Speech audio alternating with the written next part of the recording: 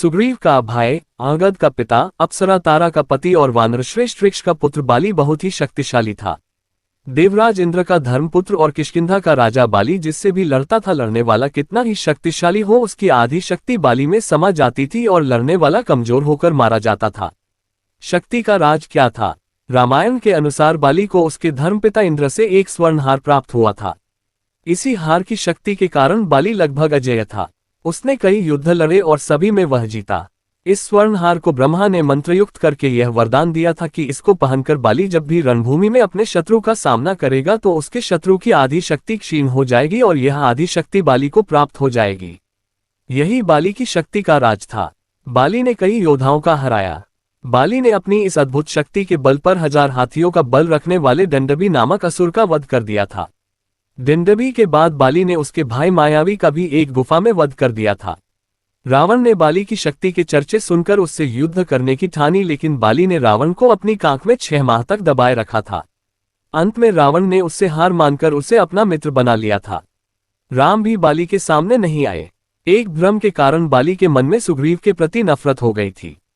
इसी के चलते बाली ने अपने भाई सुग्रीव की पत्नी को हड़प कर उसको बलपूर्वक अपने राज्य से बाहर निकाल दिया था।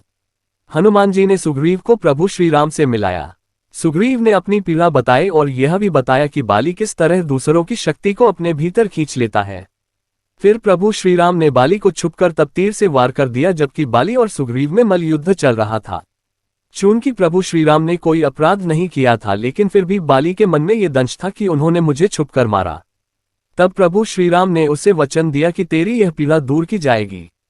जब प्रभु श्रीराम ने कृष्ण अवतार लिया तब इसी बाली ने जरा नामक बहेलिया के रूप में नया जन्म लेकर प्रभाव क्षेत्र में विषयुक्त तीर से श्री कृष्ण को हिरण समझकर तब मारा जब वे एक पेड़ के नीचे योग निद्रा में विश्राम कर रहे थे। इस तरह बाली का दंश या बदला पूरा हुआ। बाली का हनुमान जी से हुआ जब सामना। हनुमान और महाबली बाली के सामने की हमें एक कथा मिलती है। बाली को इस बात का घमंड था कि उसे विश्व में कोई हरा नहीं सकता या कोई भी उसका सामना नहीं कर सकता। एक दिन की बात है, राम भक्त हनुमान वन में तपस्या कर रहे थे। उस दौरान अपनी ताकत के नशे में चूर बाली लोगों को धमकाता हुआ वन में पहुंचा और चिल्लाने लगा कि कौन है जो मुझे हरा सकता है? किसी ने मां का दूध पिया है जो मुझसे मुकाबला करे? हनुमान जी उसी वन में राम नाम जप से तपस्या कर रहे थे। बाली के चिल्लाने से उनकी तपस्या में विघ्न हो रहा था। उन्होंने बाली से कहा, वानर राज आप अति बलशाली हैं, आपको कोई नहीं हरा सकता, लेकिन आप इस तरह चिल्ला क्यों रहे हैं? ये सुनकर बाली भड़क गया। उसने हनुमान जी को चुनौती दी और यहां तक कहा कि रे वानर, तू जिसकी भक्ति करता है मैं उसे भी हरा सकता हूं। राम का मजाक उड़ता देख हनुमान को क्रोध आ गया है और उन्होंने बाली की चुनौती स्वीकार कर ली। तय हुआ कि अगले दिन सूर्योदय होते ही दोनों के बीच दंगल होगा। अगले दिन हनुमान तैयार होकर दंगल के लिए निकले ही थे कि ब्रह्मा जी उनके समक्ष प्रकट हुए।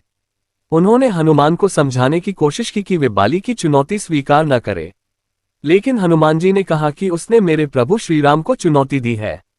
ऐसे में अब यदि मैं उसकी चुनौती को अस्वीकार कर दूंगा तो दुनिया क्या समझेगी, इसलिए उसे तो सबक सिखाना ही होगा। ये सुनकर ब्रह्मा जी ने कहा, ठीक है, आप दंगल के लिए जाओ, लेकिन अपनी शक्ति का 10वां हिस्सा ही लेकर जाओ, शेष अपने आराध्य के चरण में समर्पित कर दो। दंगल से लौटकर यह शक्ति फिर हासिल कर लेना। ये सुनकर हनुमान जी मान गए और अपनी कुल शक्ति का 10वां हिस्सा लेकर बाली से दंगल करने के लिए चल पड़े।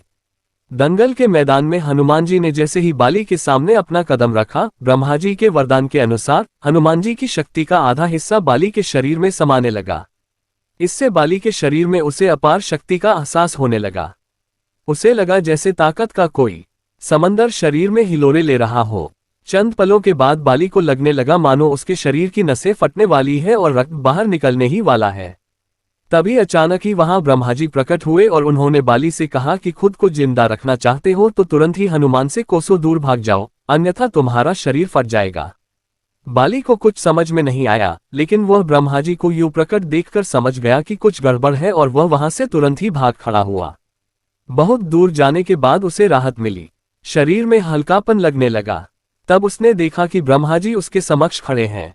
तब ब्रह्मा जी ने कहा कि तुम खुद को दुनिया में सबसे शक्तिशाली समझते हो, लेकिन तुम्हारा शरीर हनुमान की शक्ति का छोटा सा हिस्सा भी नहीं संभाल पा रहा है। तुम्हें मैं बताना चाहता हूं कि हनुमान अपनी शक्ति का 10वां भाग ही लेकर तुमसे लड़ने आए थे। सोचो यदि संपूर्ण भाग लेकर आते तो क्या होता। बाली यह जानकर समझ गया कि मैंने बहुत बड़ी भूल की थी।